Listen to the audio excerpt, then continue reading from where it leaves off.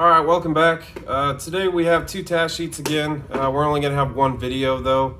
When I broke up these task sheets into groups, I guess I didn't realize that one of the ones from yesterday and one of the ones that I had scheduled for today are pretty close to being the same thing. Task sheet 963 is on exhaust hangers, brackets, clamps, and heat shields, which we really already talked about yesterday. So that one's a little bit of a freebie.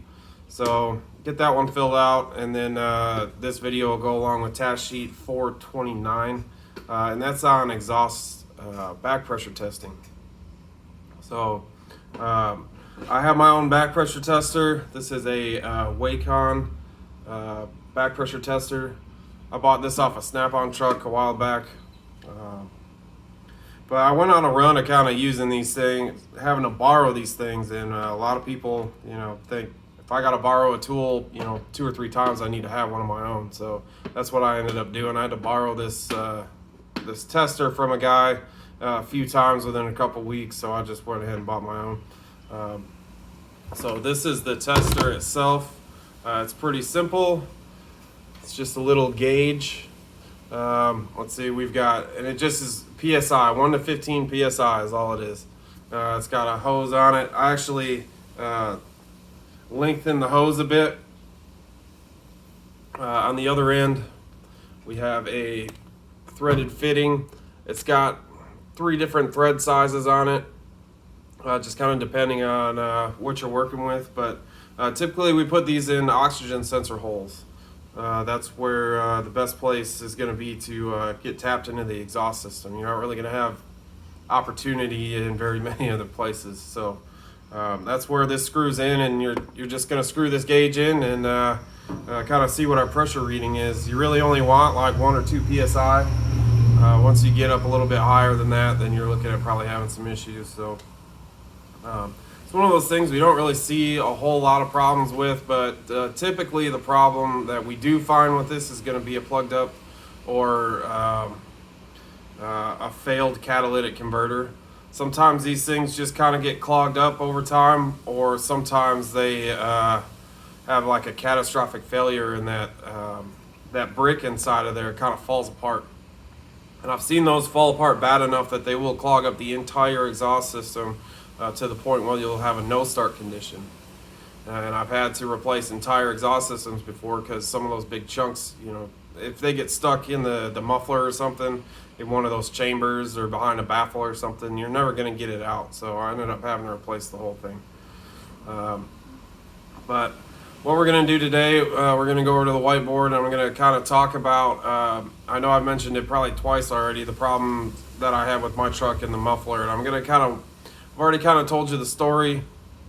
So I'm going to walk you through how I diagnosed that problem. And then we'll probably hook up this tester to the truck and see what we're looking like nowadays.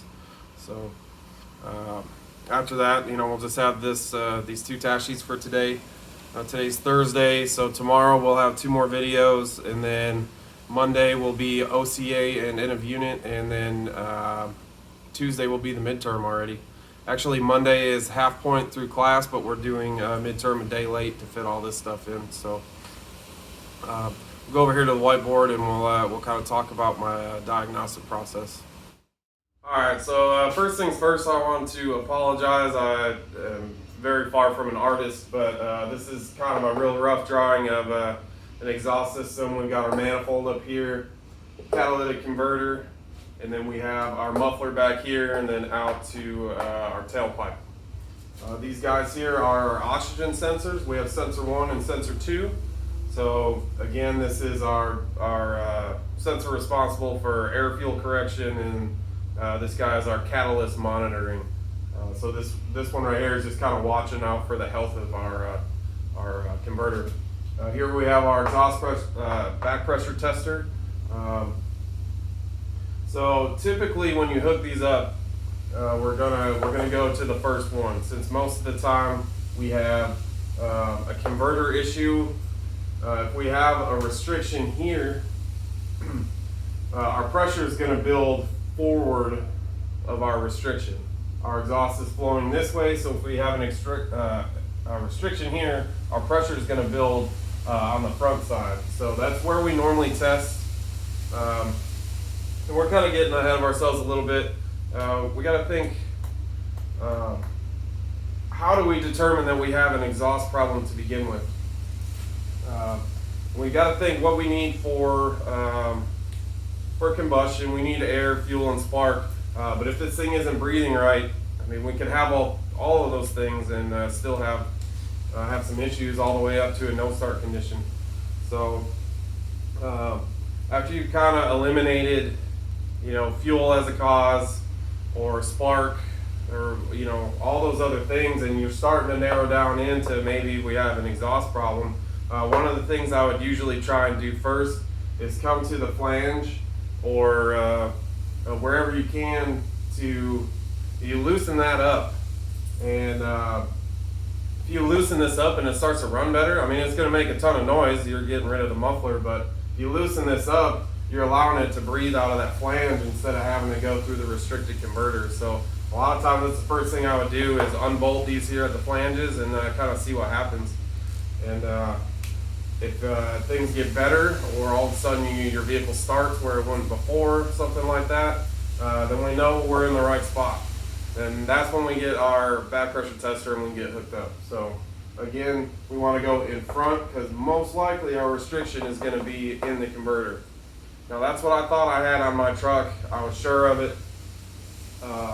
So what I did is I hooked up my back pressure tester, and on my way home from work, I go drive around on the highway, and sure enough, when I'd get up to speed on the highway, right as I would lose power, I'd go from having like 1 PSI on my back pressure gauge up to all the way to like 8, I think. It was like 8 to 10 is what it would get up to, which is pretty high. So I knew I had a problem, but the more I thought about it, and part of the reason why I thought about this so hard is because it was my truck and it's my money. I think my price on that converter at the dealership was still about $800. They run $1,200 or so retail last I checked. But I wanted to be real sure before I spent that money on this thing. So I got to thinking that all that my test did was confirm my suspicions that I had a problem in my exhaust system. So what I did, it's real simple once you think about it. So I moved my back pressure tester to the back oxygen sensor hole and went and drove it around some more to try and get maybe a little bit better diagnosis. So my thought process on that was, if I had a bad catalytic converter, if it was plugged up and I could go and drive this thing around and get it to act up, if my restriction was here, if the truck acted up and I didn't register anything on my gauge, then I knew that it was here. But the problem was I went and drove around, and when I was getting my symptoms, I was still getting the back pressure behind the converter. So that means that we still had excess pressure on the backside of the converter too, which meant that we could have a problem, further back somewhere still. And that's what it ended up being, was restriction right back here at the back of the muffler. So I picked this thing up on the lift, and I went and just kind of like banged around on the exhaust system. Honestly, that's if you got noises and stuff coming out of your exhaust, that's what half your diag is just taking your hand and just smacking the exhaust and listening for rattles. But I hit that muffler and I heard some stuff loose in there.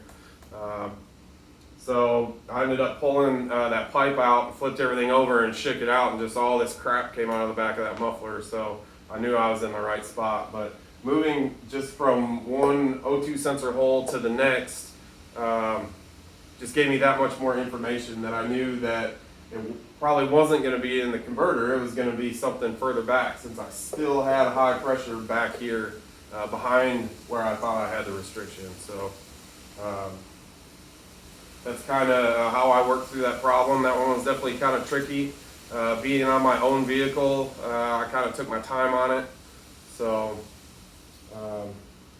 maybe that's not always the case. You don't always have a ton of time out in the field, but on these tricky problems, try and get as much time as you can. It'll help you out and help you get to the correct conclusion. But I'm going to go and get this hooked up on the truck, and we'll go for a spin. So we got our gauge hooked up. I had to tape this thing to the fender just to give myself a helping hand. You can see our hose is running down underneath, and we're actually in the back, the number 2 position oxygen sensor. A lot of times when you're doing this kind of stuff, when you got a gauge hooked up and you need to go drive around, if you have a long enough hose, and this one's even extended and it's still a little bit short, but a lot of times you come over here to the mirror and you're gonna get it up kind of in this area, and I tape the crap out of that thing right to the mirror. You also can tape to the windshield if you need to. Man, it is windy out here. We're gonna fire this thing up real quick and see what kind of pressure we got.